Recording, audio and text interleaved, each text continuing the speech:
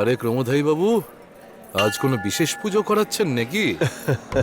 ছেলে তো বড় হয়ে গেছে, ইচ্ছে আছে ভালো একটা মেয়ে দেখে ছেলের বিয়ে দিয়ে দেওয়া। এটা আপনি ভালো সিদ্ধান্ত নিয়েছেন। আপনার ছেলে তো অনেক বড় উকিল হয়ে গেছে।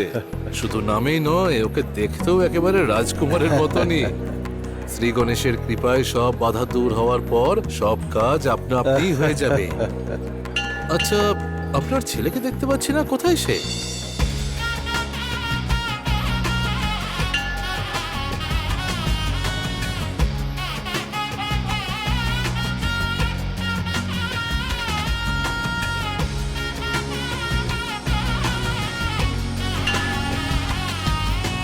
হ্যাঁ, এই আমার ছেলে।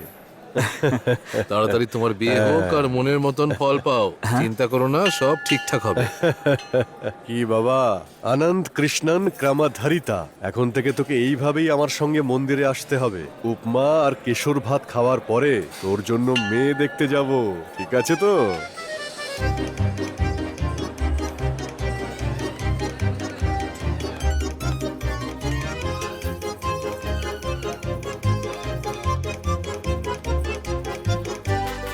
সারে গা রে গা রে সা সা রে গা।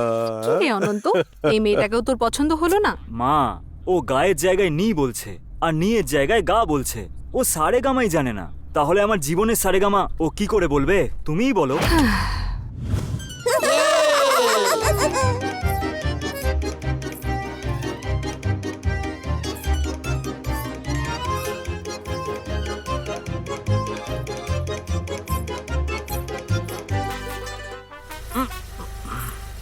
মেয়েটা কেমন লাগলো তোর? বাবা, শরবতে লেবু নিগড়ে একেবারে টক করে দিয়েছে। তাহলে ওর মনটা কতটা টক তুমি শুধু একবার এটা ভেবে দেখো। হুম,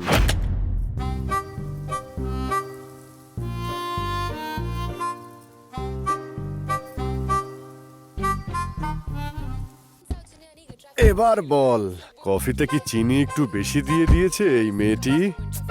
কফি তো ঠিক ছিল, কিন্তু কফিটা যে দিয়েছে। যাকে বুঝে গেছি, বাদ দে।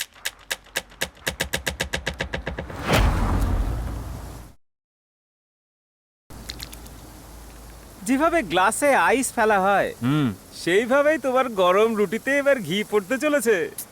ওর গলে যাওয়ার হলে গলে যাবে। নে গ্লাসটা তোল। চিয়ার্স। Cheers!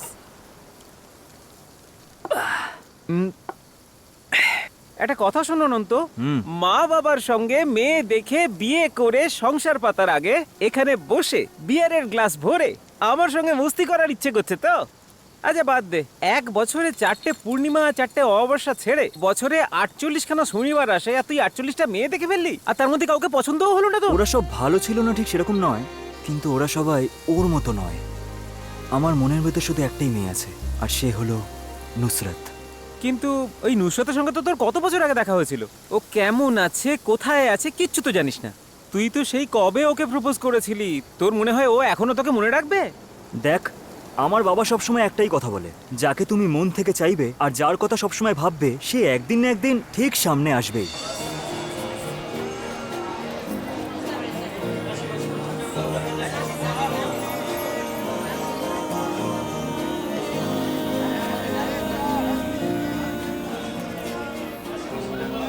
মাস্তান বাবার দুয়ায় ওর মনের মতো একটা কাজ ভালোভাবে সম্পন্ন হয়েছে। আপনি ওকে একটু ঝাড়িয়ে দিন। আমার হয়ে গেছে, এবার আমি উঠবো। অনন্ত, আর একটা পেক তুই খেয়েই যা ব্যাস। আরে না না ভাই। অনন্ত, একটা পেক খাবি তো বাড়ির বাইরে শুবি, আর দুটো পেক খেলেও বাড়ির বাইরেই শুবি। এই বোতলটা খালি করে দিলেও পৃথিবী এদিক থেকে ওদিক হবে না রে। যদি একটা বিয়ার খাই তাহলে জানতে পারবো যে আমিই খেয়েছি, আর যদি দুটো বিয়ার খেয়ে নি তাহলে আমি কি গোটা এলাকা জানতে পেরে যাবে। তাই আমার আনন্দটা আমার কাছেই রাখতে দে। যদি তোর খাওয়ার ইচ্ছে হয় তাহলে আমার হয়ে তুই খেয়ে নে। আমি এখন আসছি, বাই। খাবার আর মালের হিসেব রাখা উচিত নয় আমার বন্ধু। পেট ভরে খাওয়া উচিত, আর গলায় উঠে আসা পর্যন্ত মাল খাওয়া উচিত। প্রথম ভালোবাসা কি হয় সেটা অন্যের মুখ থেকে শুনেছিলাম। সেই অনুভূতিটা আমারও হয়েছে, আর তার নাম হলো নুসরত।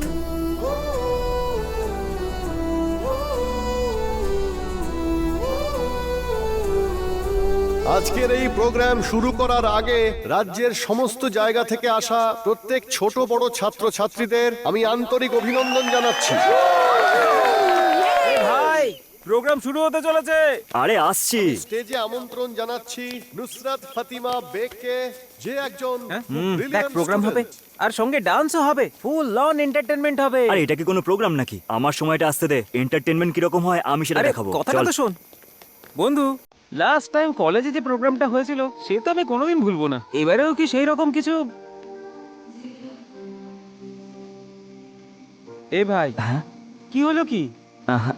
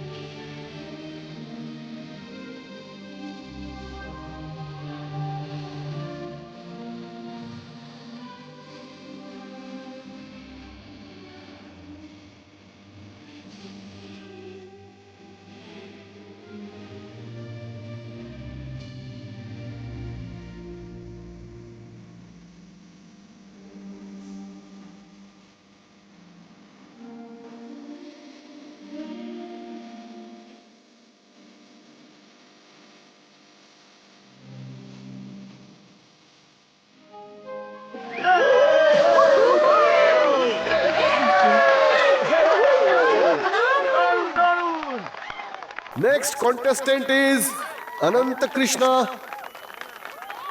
Karma এই Kamra এ ভাই, আরে Krama এই অনন্ত, হাই, খুব ভালো গেয়েছো তুমি। Krama Dharitaya স্টেজে আসুন। হ্যাঁ হ্যাঁ, আরে তোর নাম ধরে ডাকছে যে। Nice song. Thank you. এত বড় নাম যে আমাদের গ্রামে 4 জনের নাম হয়ে যাবে। অনন্ত কৃষ্ণ Krama আরে, এই ভাই। Dharitaya come on stage please। অনন্ত কি ডাকছে তোকে। করছিস? তখন থেকে তো বলছিলি যে ফুল অন এন্টারটেইনমেন্ট করবি, তাহলে এখন যাচ্ছিস না কেন? যদি এখন আমি স্টেজে যাই তাহলে হারিয়ে যাব। এখন হারিয়ে যেতে ইচ্ছা করছে না। আর সেটা সেই জন্যই, কারণ এই মেয়েটা আমার মনটা চুরি করে নিয়েছে। অপেক্ষা করছে। অনন্ত কৃষ্ণ আপনার জন্য এটা শেষ অ্যানাউন্সমেন্ট। আরে hi, I am in the final year of law college. Hi. আর তুমি? Excuse me. আচ্ছা আমি আসছি। Okay bye. বাই। হ্যাঁ বলুন। অনন্ত কৃষ্ণা। নুসরাত ফাতিমা বেগ। তুমি ল স্টুডেন্ট? এখানে তো ল স্টুডেন্ট ক্যাম্পই চলছে তাই না? হ্যাঁ সেটা ঠিকই। খুব ভালো ভক্তিগীতি গেয়েছো। ওই গানের মধ্যে কি সুন্দর ভক্তি ছিল।